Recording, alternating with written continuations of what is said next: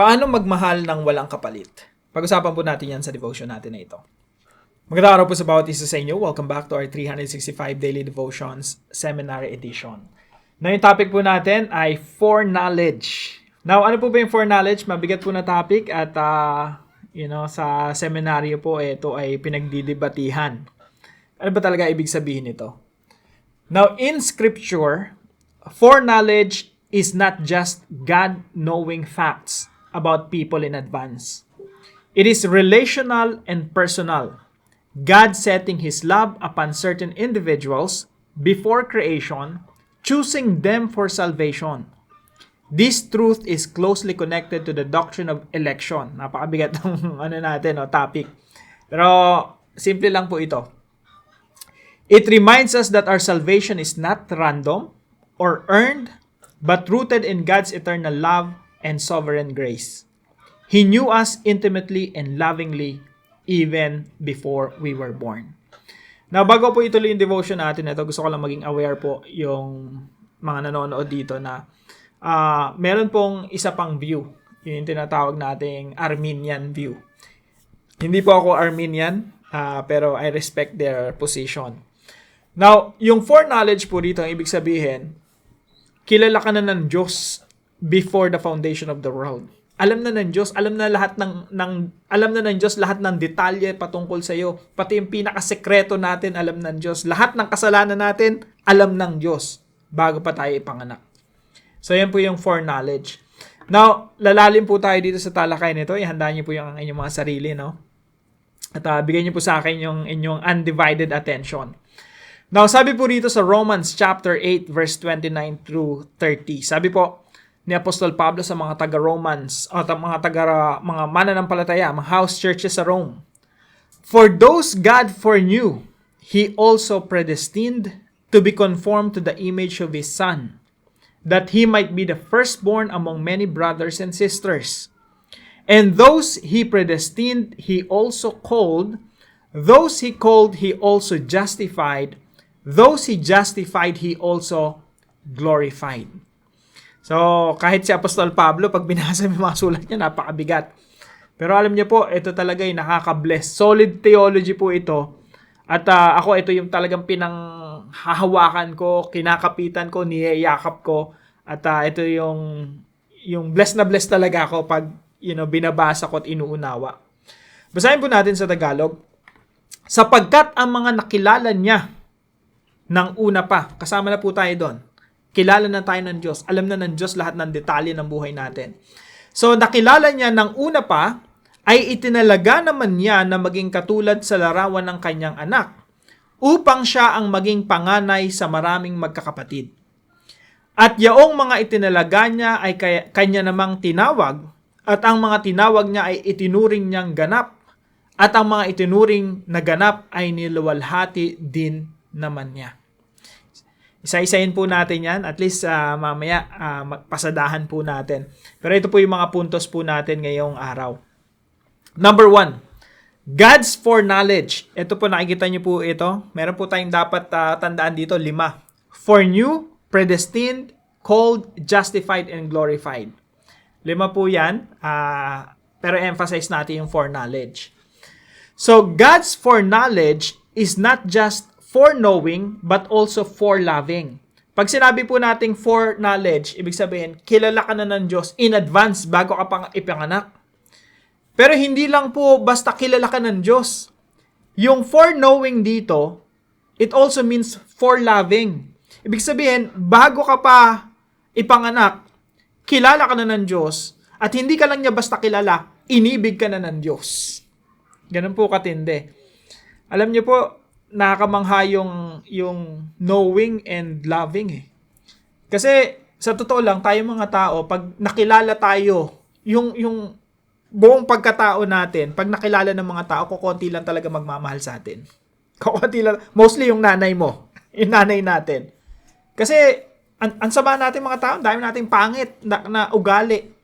Kaya nga minsan pag nakikipag-date ka, best foot forward ka lagi eh, di ba? Pag makikipag-date ka, yung pinakamaganda, pinaka-pogi mo, nakakaasam-asam sa'yo yung inihaharap mo sa tao. Kasi pag nakilala ka ng tao na yun, wala na, hindi ka na i-date nun. O kaya hindi na makipagkita sa'yo. Kasi ang hirap makilala at the same time, mahalin. Yung kilalang kilala ka ng tao, tapos mamahalin ka pa rin niya, bihira lang yun. Sabi ko nga, mostly nanay mo lang yung gagawa nun. Pero yung Diyos po, lahat ng kasalanan natin, lahat ng sekreto natin, alam na niya in advance. Yung foreknowledge niya, yung God foreknew, tapos meron pang foreloving. Hindi ka lang niya basta kilala in the future na ipapanganak ka. Hindi niya basta alam lang yung totality ng pagkatao mo. Minahal ka rin niya in advance. At yung knowing rito, foreknew, si Apostol Pablo kasi nagsulat nito, very covenantal si Apostol Pablo eh. Kaya yung foreknowing rito, yung foreknew, relational po ito, very personal. Hindi ito basta kilala ka ng Diyos. Gusto ng Diyos na maipagrelasyon sa iyo. At yan po ang pundasyon ng lahat. Pundasyon ng relasyon natin sa Diyos. Ang Diyos ang unang nagmahal sa atin even before our birth. Number 2, God's foreloving is the basis of Ordo Salutis. Ano po yung Ordo Salutis? Discuss ko po mamaya, no? Yung foreloving, yung pagmamahal sa iyo ng Diyos in advance bago ka pa ipanganak, yan po yung pundasyon ng Ordo Salutis. Ano yung Ordo Salutis? Ito po ay Latin word na ang ibig sabihin ay ordo, salutis, salvation. Order of salvation. Ibig sabihin po yung pagkakasunod-sunod ng ating kaligtasan. Ano ibig sabihin yan?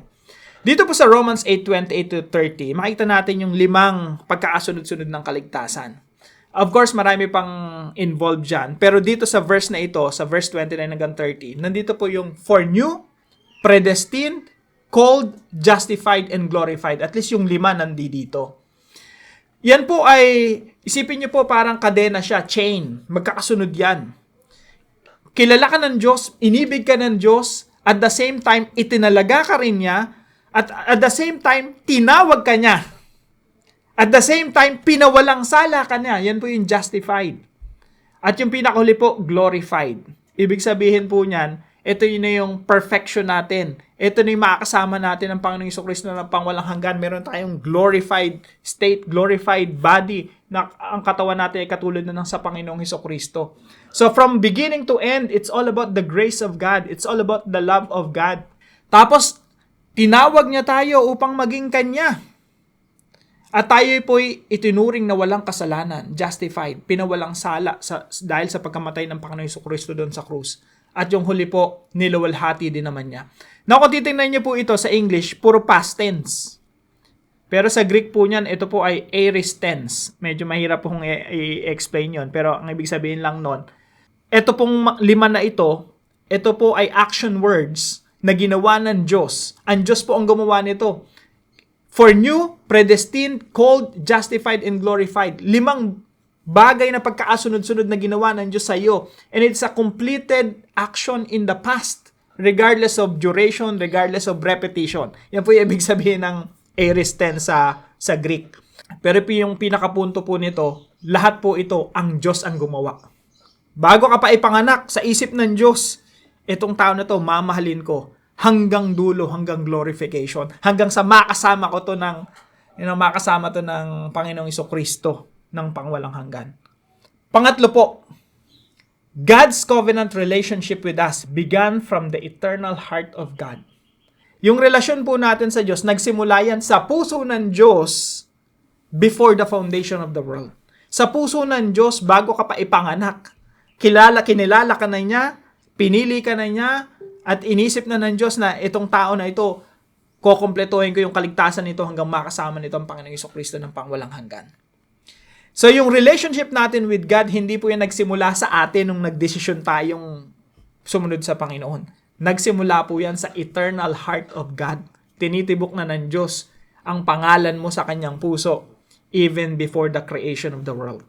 So God's covenant relationship with us began from the eternal heart of God, from grace to grace.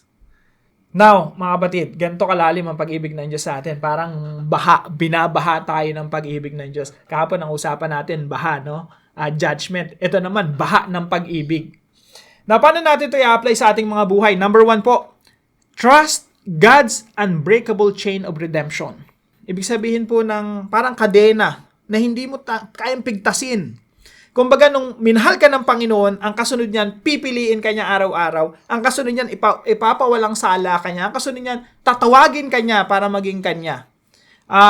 Ito po yung pagkakasunod-sunod, no? For new, predestined, called, justified, and glorified. So, sinulat ko na po rito. Ibig sabihin, nung minahal ka ng Panginoon, sunod-sunod na yan, itatalaga ka niya, tatawagin ka niya, ipapawalang sala ka niya, at the same time, i-glorify ka niya. Unbreakable po yan. At kailangan natin pagtiwalaan yan. Ibig sabihin, kahit kailan hindi ka mawawalay sa pag-ibig ng Diyos. Yung sinimulan ng Diyos na mabuti sa iyong buhay, yan ay lulubusin niya. Unbreakable po yan. Hindi po yung kadena na mapuputol. Pinili ka ng Diyos, pero dahil nagkasala ka kahapon, ngayon, hiwalay ka na sa Diyos. Hindi po. Kinadena ka na ng Diyos sa Kanya. Yung relationship mo sa Kanya, nakakadena na, walang divorce. Walang hiwalayan. Nung inibig ka ng Diyos, yung pag-ibig niya na sa iyon, pang walang hanggan, at sapat ang biyaya at pag-ibig ng Diyos para malubos ito hanggang dulo, hanggang makasama natin ang Panginoong Jesucristo. Unbreakable chain of redemption. Hindi dadating sa punto na sasabihin ng Diyos, ayoko na sa iyo. Hindi dadating sa ganung sitwasyon.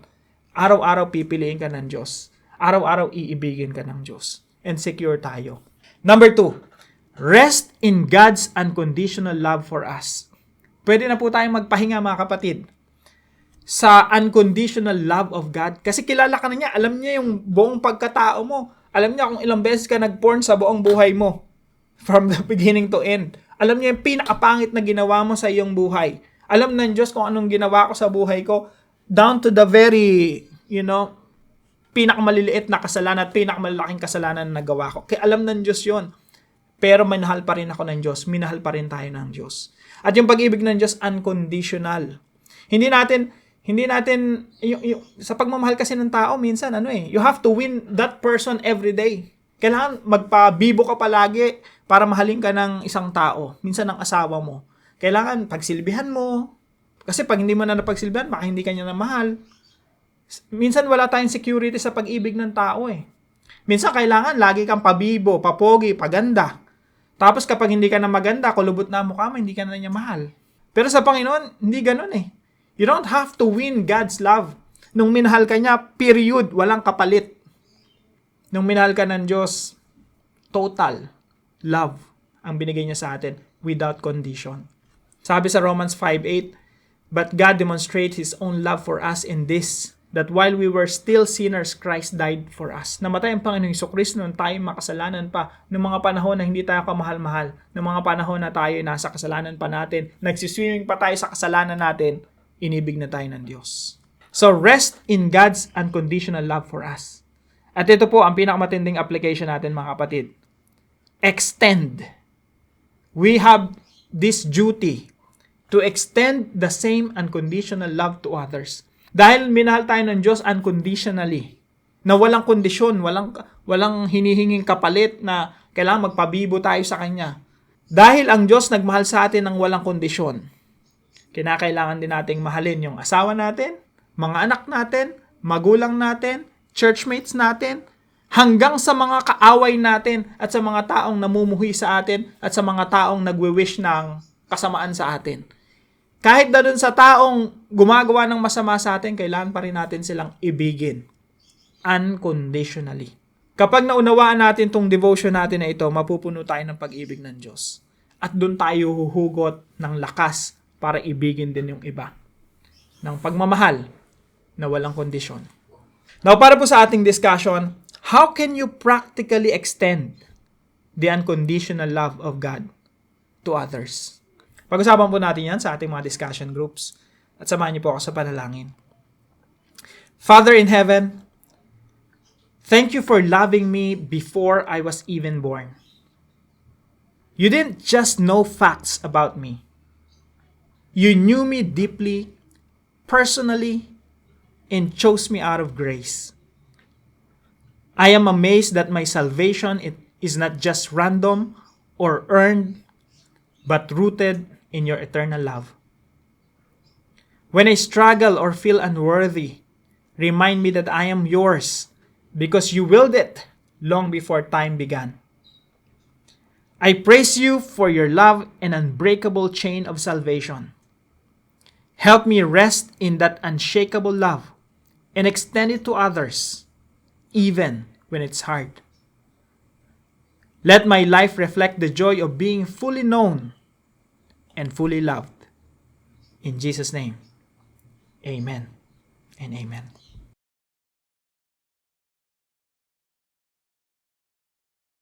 Maraming salamat po sa bawat isa sa inyo na katuwang natin, kasama natin dito sa ating daily devotions. Kung kayo po may natutunan sa devotion natin na ito, ipalam nyo lang po sa comment section right below this video. And please don't forget to share this devotion to your family and friends.